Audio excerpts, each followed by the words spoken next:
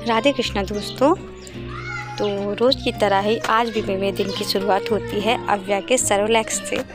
तो मैं अव्या को सेरेलैक्स खिलाने के बाद ही अपना नाश्ता करती हूँ, क्योंकि अव्या को सेरेलैक्स खिलाने में बहुत टाइम लगता है।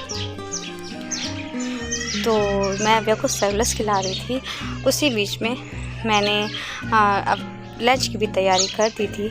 मुझे लगता है कि जिस चीज़ में टाइम नहीं लगना है उस काम को पहले कर लो। जैसे कि आज मुझे बनानी थी पालक की दाल, तो दाल चढ़ा दी, अव्या को सेरेलैक्स भी साथ में ही खिला रही हूँ। उसके बाद मैं नाश्ता करूँगी, क्योंकि दाल खड़े होकर नहीं पकानी पड़ती, ऐसे ही थोड़ा समय बचाना होता है।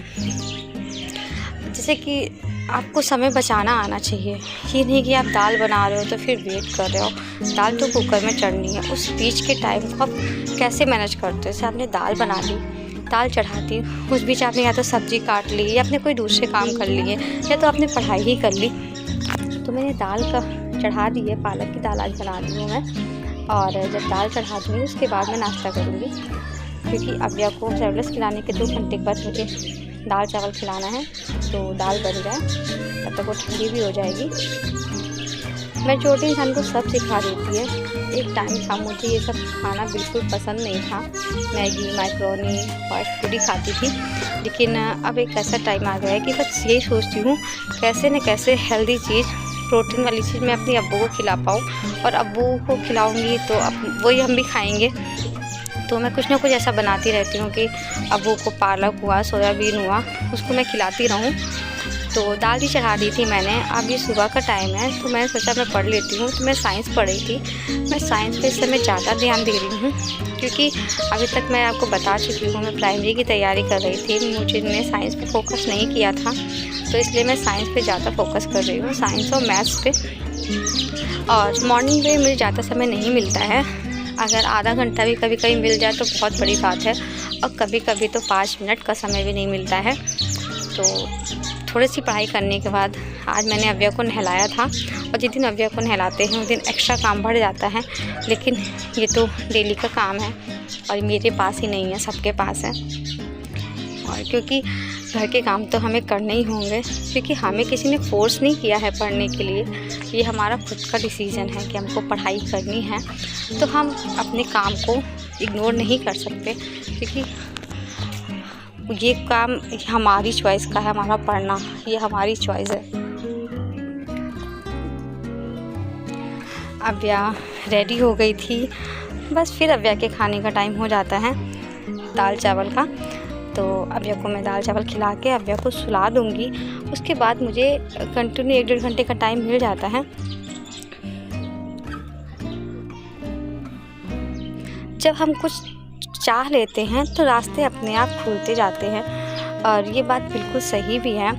मेरा पहले ये टाइम ऐसा बर्बाद होता था कि मैं बुक उठाने के बारे में सोचा, मैंने बुक सब रख ही दी थी कि नहीं यार अभी बिल्कुल टाइम नहीं मिलता है। और दिन भर पता नहीं मैं क्या करती थी, जो मेरा पूरा दिन का टाइम बीत जाता था। लेकिन जब से मैंने सोच लिया है कि नहीं मुझे पढ़ाई करनी है, अपने आप टाइम निकल ही आता है, और हाथ पैर भी उसी स्पीड से काम करने लगते हैं। अव्या सो गई थी 12:30 बजे। अब जब वो सोती है तो मुझे उस पर बहुत प्यार आता है।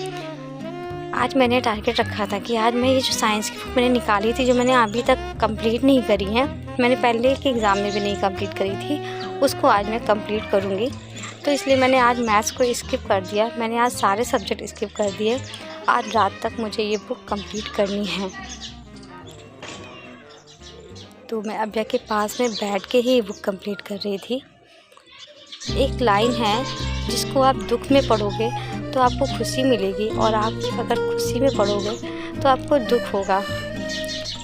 वो लाइन है, ये वक्त भी गुजर जाएगा। क्योंकि आप इसको खुशी में पढ़ोगे तो आपको बहुत दुख होगा कि यार इतना अच्छा समय कैसे गुजर जाएगा। और वही अगर जो कोई बहुत दुखी होगा वो ये लाइन पढ़ेगा तो उसे बहुत तसल्ली मिलेगी कि ठीक है ये वक्त भी गुजर जाएगा। तो खुद को मोटिवेट रखिए, और जब आप डीमोटिवेट हो तो आप इतने सारे हाउसवाइफ हैं जो इतना स्ट्रगल करके पढ़ रही हैं, हमें अपना स्ट्रगल बहुत कम लगेगा उनकी तरफ। आपके पास जो चीज़ है उसमें खुश रहो। पहले मुझे लगता था कि अरे यार बच्चे के साथ पढ़ना बहुत मुश्किल है, लेकिन अब मुझे लगता है कि नहीं, मुझे तो बहुत टाइम मिल रहा है, क्योंकि मेरा एक ही बच्चा है। मैंने बहुत से ब्लॉग देखे हैं जिनके 2-2 बच्चे हैं और तब भी पढ़ रही हैं। और बहुत से लोगों ने एग्ज़ाम निकाल भी लिया है। 3 बज गया था, अव्या के पापा आ गए थे तो मैं उनके लिए रोटी सेक रही थी। रोटी मैं गर्म ही बनाती हूँ, सच की दाल चावल तो बना देती हूँ कि अव्या को खाना होता है, और रोटी तो मैं जब वो आ जाते हैं तब बनाती हूँ। और ये बात सही है कि ताज़े आटे की रोटी अच्छी ही बनती है। आज मेरा आटा ताज़ा नहीं था तो रोटी इतनी अच्छी नहीं बन रही थी। पहले मुझे बहुत बुरा लगता था कि मुझे आटा मारने में बहुत आलस लगता था, लेकिन अब वो चीज़ पता चली। मेरी सास कहती थी ताज़ा आटे की अच्छा रोटी बनती थी, मुझे नहीं अच्छा लग रहा था, लेकिन अब धीरे धीरे चीज़ें समझ में आ रही हैं कि हमारे बड़े जो कहते हैं वो अच्छे के लिए ही कहते हैं। मैं किचन अपनी रात में ही साफ़ कर लेती हूँ ताकि मुझे प्रॉब्लम ना हो बाद में।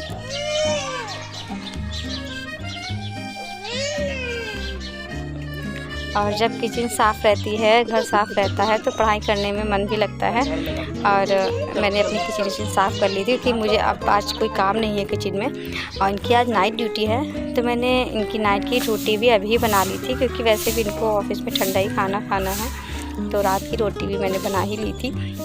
और खाना खाने के बाद मैं थोड़ा देर धूप में बैठी, और क्योंकि मेरे ट्यूशन वाले बच्चे आने वाले थे। और यहाँ पे हम लोग ने बोई हुई है धनिया, ये कितनी सुंदर उग गई है। तो यहाँ पे मैं धूप के मज़े ले रही हूँ, आप अपनी पढ़ाई के मज़े लीजिए।